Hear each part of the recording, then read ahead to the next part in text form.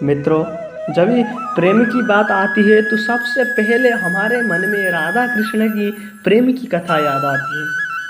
परंतु अधिकतर जनमानस के मन में ये सवाल उठता है कि जब भगवान कृष्ण राधा रानी से अथाह प्रेम करते थे तो फिर उन्होंने उनसे शादी क्यों नहीं किया।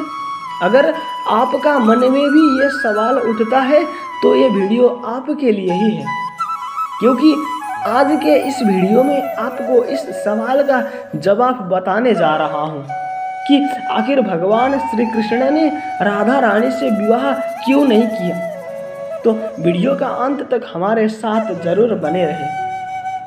नमस्कार मित्रों, भक्ति दर्शन चैनल पर आपका फिर से स्वागत है।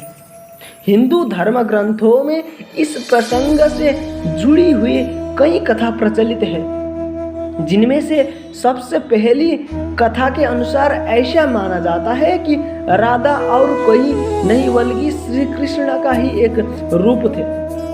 स्कंद पुराण को माने तो श्री कृष्ण को आत्मा राम भी कहा जाता है, अर्थात जो अपना आत्मा में ही रमण करते हुए आनंदित रहता है और उसे आनंद की अनुभूति के लिए किसी की आवश्यकता नहीं होती।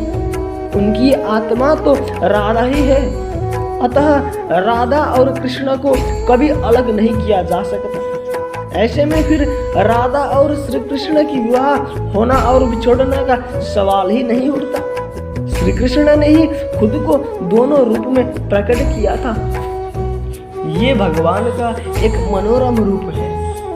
पुराणों में उनका इस रूप को रहस्य, अध्यात्म और दर्शन के जोड़कर देखा गया। वहीं ब्रह्म वैवर्त पुराण में वर्णित कथा के अनुसार श्री कृष्ण का साथ राधा गोलोक में रहती थी। एक बार उनकी अनुपस्थिति में श्री कृष्ण अपना दूसरी पत्नी ब्रिजा के साथ घूम रहे थे। तभी राधा ने सब कुछ देख लिया और राधा वो वृषा के साथ में नाराज होकर चली गई। श्री कृष्ण की सेवक और मित्र सुदामा को राधा के ये व्यवहार ठीक नहीं लगा और राधा को भला बुरा कहने लगे। राधा ने भी क्रोधित होकर सुदामा को अगले जन्म में शंखचूवक नामक राक्षस बनने का श्राप दिया।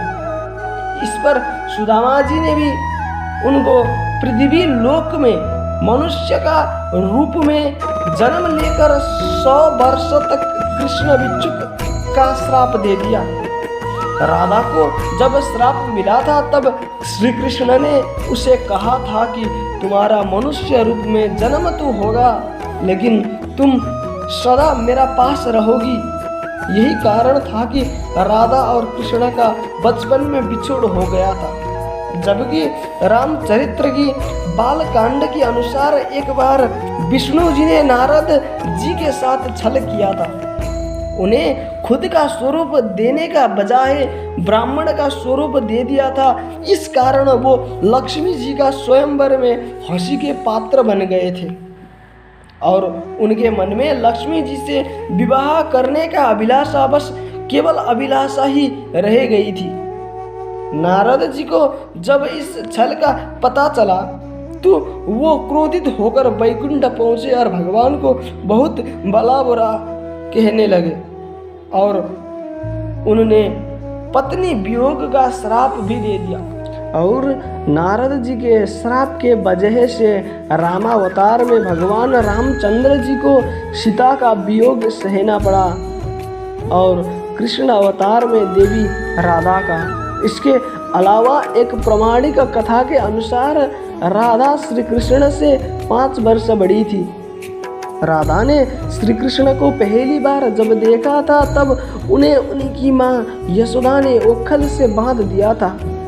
कुछ लोग कहते थे कि वो पहली बार गोकुल अपने पिता वृषभानु जी के साथ में आई थी, तब श्री कृष्ण को पहली बार देखा था।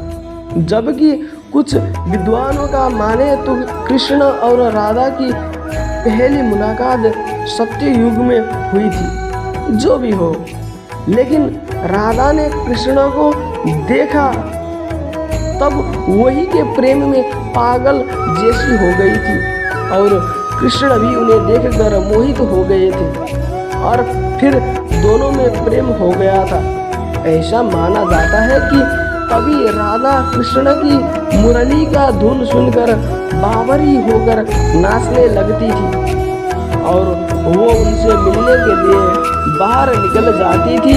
गांव में कृष्ण राधा की प्रेम का चर्चा बढ़ गई थी। तो राधा की समाज का लोगों ने उनको घर से बाहर निकलना बंद करवा दिया, जिसके बाद एक दिन श्री कृष्ण ने अपना माता यशोदा से कहा कि माता, मैं राधा से विवाह करना चाहता हूँ। यह सुनकर यशोदा मैया ने कहा कि राधा तुम्हारे लिए ठीक लड़की नहीं है।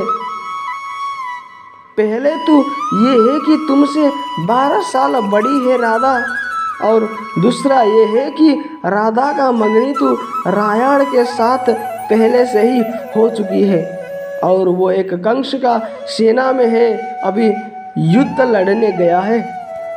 जब आएगा तो राधा का उससे विवाह हो जाएगा, इसलिए उससे तुम्हारा विवाह नहीं हो सकता। हम तुम्हारे लिए दूसरी कन्या ढूंढेंगे। लेकिन कृष्ण जिद करने लगे। तभी यशोदा ने नंद से कहा। कृष्ण ने नंद की भी बात नहीं मानी। तब नंद बाबा कृष्ण को गर्ग ऋषि के पास ले गए। गर्ग ऋषि ने कृष्ण को समझाया कि तुम्हारा जन्म किसी खास लक्ष्य के लिए हुआ है। इसकी भविष्यवाणी हो चुकी है कि तुम ताड़ाधार हो। इस संसार में तुम धर्म की स्थापना करोगे। तुम्हें इस ग्वालन से विवाह नहीं करना चाहिए। तुम्हारा एक खास लक्ष्य है। तब श्री कृष्ण कहते हैं कि मुझे नहीं बनना ताड़ाधार। मैं तो अपनी गाय, ग्वाला और ये नदी, पहाड़ों के बीच ही आनंदित हूँ। और यदि मुझे धर्म की स्थापना करना है तो क्या मैं ये अधर्म के साथ शुरू करूं कि जो मुझे चाहती है और जिससे मैं प्यार करता हूं उससे छोड़ दूं? ये तो न्याय नहीं है। गर्ग ऋषि ने हर तरह से समझाए, लेकिन श्री कृष्ण वही समझते हैं। तब गर्ग मुनि ने श्री कृष्ण को एकांत में उसे ये रहस्य बता देते हैं कि तुम यशोदा और नंद के पुत्र नहीं हो, तुम तो बल्कि देवकी और वसुदेव का पुत्र हो और तुम्हारा माता पिता को कंस ने कारागार में डाल रखा है। ये सुनकर श्री कृष्ण कुछ भी सुनने की स्थिति में नहीं रहे और फिर उन्होंने कहा कि कृपया मेरे बारे में कुछ और बताइए। तब गर्ग मुनि ने कहा कि नारद ने तुम्हें पहचान लिया है और तुम्हें अपनी सभी गुणों को प्रकट कर दिया है।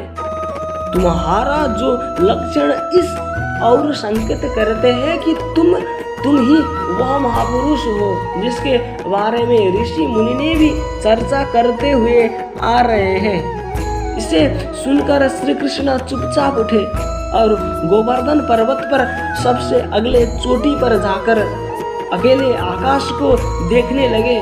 वहीं दिन भर रहे और सूर्यास्त का समय ज्ञान को उपलब्ध हो गए। वही दिन से उनका दशा और दिशा बदल गई। फिर उसके बाद श्री कृष्ण कंस के बुलाने पर वृंदावन छोड़कर मथुरा चले गए और इधर राधा का भी विवाह यशोदा के भाई रायण से हो गया। मित्रों, इसलिए भगवान श्री कृष्ण ने कहा कि राधा तो मेरा आत्मा है। भले ही ऐसे में मैं उससे शादी करूं या ना करूं, इसमें क्या फर्क पड़ता है। विवाह के बाद भी राधा का ना तो मेरे प्रति स्नेह कम हुआ, ना ही मेरा राधा के प्रति। इसलिए मित्रों, आप भी किसी से प्रेम करते हैं और आपका उसके साथ में विवाह नहीं होती है तो निराश ना होना, बल्कि उसकी प्रेम को अपनी मन में हमेशा के लिए याद रखें, जैसा कि श्री कृष्ण ने किया था। तो मित्रों, उम्मीद करता हूँ कि आपको श्री कृष्ण और राधा की ये प्रेम कथा पसंद आई होगी।